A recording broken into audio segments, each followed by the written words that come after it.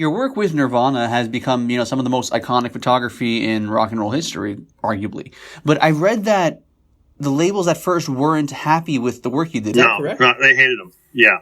It's funny because, like, the album cover was so pure, right? And somebody had this idea, Robert, right? He hands it to me. I go out there and I make this picture and come back. So there's nothing from the record label involved at that point, like personally involved. But then when you got to shoot the band, then you got everybody from the label, right? So all these people were involved. So I've got, and it was weird in that the band was still just taking off, and so there wasn't a lot of money for the shoot. So I should have, if I knew then what I know now, I would have had a bigger production, a better pool, catered food, all that stuff, and there would have been a lot more hand holding. But this was just kind of like flying, seat of the pants. And so we shoot this, and so the record label was pissed at me because I didn't have a caterer.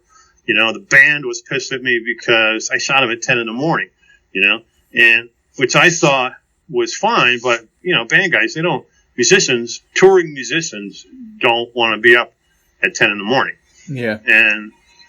And they were, I shot in LA, and they had to be in San Francisco that evening for a show. So, it was tough, and it turned out to be kind of shitty weather. And then the pool motor had broken, so the water was kind of cloudy, and it was difficult, And then Chris Novoselic and David Grohl showed up on time, and then Kurt was a couple hours late. So it was hectic. And in the end, I think the management wanted, it's weird to say this, but they wanted a more glam shot of these guys. They're like, well, we don't like Kurt's hair, And so they were really unhappy with it. They had to piece together 3 different pictures and make it into one poster. And I don't think anybody's ever really seen it, Really, yeah? Yeah, I think it ran like in the LA Times one time and then boop, disappeared. Jeez. So how long, you mentioned that Kurt showed up a few hours late. How long was the whole shoot in general? Do you remember? I would say, it evolved my whole life for a little while, but, we probably got to the pool at like 7 in the morning, and the talent was probably arriving at supposed to be there at 10. Kurt probably arrived at noon, went right to sleep as soon as he got there, slept for a couple hours. We were all freaked out about waking him up, and eventually had to wake him up. And I think we spent about maybe an hour and a half shooting. Guys were really good. They worked really hard, all 3 of them. And Kurt, he didn't enjoy it. He's not really a water guy. But we got through it.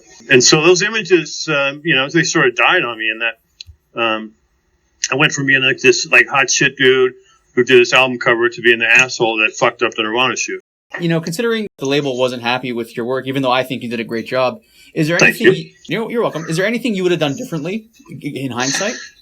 Yeah, I would have been just a little more pro. I would have had a beautiful pool. I would have had a chef there cooking up fabulous creations, and I would have shot the band on a day at a time when they had a couple days off, and I would have shot them in the late afternoon. But the images, I don't think any of that shit affects the images at all. It was all about the politics of photography. I wasn't hip to that, and so I didn't know. If I doing it again, I'd have 2 big bottles of Jack Daniels sitting there waiting. But I think the images would have been the same. If I could have had a sunnier day, it would have changed them a little bit. If I could have had clear water, it would have changed them a little bit. But all in all, it's kind of it's a little slice of history. I think it's kind of cool the way it is. Do you have any favorite memories from that day, or in general, your connection to Nirvana? Well, I was happy I got out alive, it's a time, underwater is really tiring and difficult, so it was a bit of a job to do at the time. And then when I delivered the images, they weren't happy with them, so it was pretty brutal for me. But now with the advent of Photoshop, I was able to just clean up the clarity and saturation and stuff a little bit, where before it was pretty flat, and because it was a cloudy day and it was cloudy water. So I mean, it's for better or worse. People like it. Did you have any relationship with the band before the shoot? No, none. And I didn't even know about their music or their style of music. I think I might have seen them the night before. I know I went to one show at the Palace in LA, and I didn't even, they gave me, it's way back in the way back, so they gave me a cassette tape, and I listened to it, and I'm like, wow. And I didn't really understand it at the time, and I went and saw them, and they put on a hell of a show, and that was it, and my friend, one of the friends I was working with at the time, we were doing advertising photography, shooting cars. He was a set builder, this guy Maynard, right? So Maynard's like, this is the band, man. I had these tickets, and I wasn't sure if I was going to go. I'm like, fuck, it's a weeknight. I got to shoot tomorrow. And I was talking to him. He's like, I'm going. And he knew more. And he's ended up being later on. He's like, yeah, I got a band too. I'm like, what's the name of your band? He's like, it's Tool. And we're touring the UK. And I'm like, well, shit, man. You did pretty good too. Damn! Wow, mm-hmm. Dude, you got legendary friends, man. That's so cool. So, what was I going to ask you? So, when Nevermind blew up, did you expect that, or were you very surprised? No, I was super surprised because I've done a lot of shoots, for a lot of bands, and it's like you shoot it, and these guys never go anywhere, So I wasn't expecting anything. And I did really like my image. I thought the shot of the Spencer was really cool, and I was happy with it. But for me, it was kind of a perfect storm in that you shoot this image that's kind of iconic and cool because it's a naked, male baby, and it's great concept. And then it turns out to be, a band that is lightning hot, man. So my picture was in everybody's house for a little while, Yeah. How did it feel for you personally when you saw that? Was it hard to believe? Yeah. No, it was cool. I always thought it was a decent shooter. And but I was pretty happy with it. It was neat when, Tower Records, which was a record store back in the day, did a big billboard. And you're like, hey, there it is, Just drive over to Hollywood, check it out. That is so cool, man. You just mentioned that you had a connection with Maynard. Do you still have one with him? No, but I should give him a shout. Yeah, because he's doing really well. And I think he might be doing music again, but I know he did like a winery out in Arizona. He's a smart kid, I knew him when he was just painting backdrops, and he was fixing aquariums. That's so cool. And what do you off topic, but what do you think of Tool as a band? Do you like them? No, not my music at all, but I just admire. So, I can go with almost anything when somebody does it well, So going back to Nirvana for a second, we've discussed how the label wasn't a fan of the underwater shots you took of the band, initially at least, even though, as we know, those photos are now iconic. In terms of your career, are those some of the most popular photos that you've taken?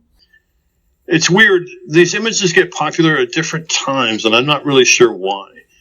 So the stuff I did of the band sat dormant for like 15 years. I just had it in a closet in my office. And somebody at some point called me up, somebody in Europe. My stuff sells a lot better in Europe than it does in the States. I don't know why. But some guys in Europe did it. So I, dug out some images, got them scanned, cleaned them up a little bit. And once I did that, I had this huge flow of sales for several years. And then it'll die down and it'll come back. So Suicide didn't really do it. But I think, he's in the 27 club. And, he died at the top of his game. So all that kind of adds to it in a weird way. I see that you guys put a ladder across the pool. Right. What was the purpose of that ladder? That's what the drum kit was attached to. Oh, okay. So you take the drum kit, we wired it on top of that ladder, and you flip it over, and it's there, Okay, because I just, before I took a closer look at it, I just thought that was I don't know, some sort of rail where you would have a camera moving across it like a dolly or something. Nah, no. And I realized I was. I mean, it was we were I didn't have any experience. I had probably shot like 3 or 4 underwater pictures in my life before I shot this, you know. So I was trained in photography, but not trained at all. I mean, I did some underwater stuff. I mean, I really did a lot of underwater stuff throughout my life, just like scuba diving and surfing and stuff. So I was really used to the water, but not used to being a photographer. So like I tried to do photography like you do it in a studio underwater. I tried to do that in the ocean, you know. So like the first one I did in the ocean, I wanted to set the camera on a tripod at the bottom of the ocean, you know, and I have a guy in a boat, and I'm like, hey, hand me that sandbag. And he hands me a sandbag. I'm talking to him when he hands me a sandbag.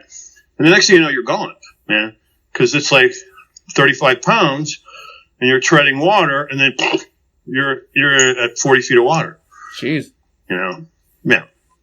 What is your favorite shoot that you've done in your career in general?